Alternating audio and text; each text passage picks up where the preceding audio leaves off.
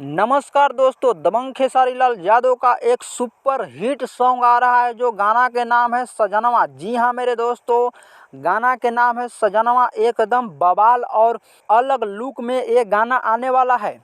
गाना में नजर आने वाले हैं खेसारी लाल यादव और रानी एक्ट्रेस का डांस एकदम बवाल होने वाला है। एकदम हिला के रख देने वाला सॉन्ग बताया जा रहा है।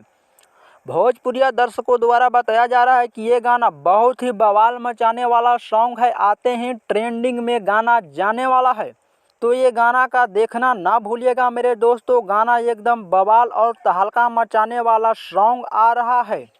ये गाना की अभी टीजर आया है, 3 तारीख या 4 तारीख के गाना आ जाएगा, तो देखिएगा एकदम बवाल सॉन्ग है।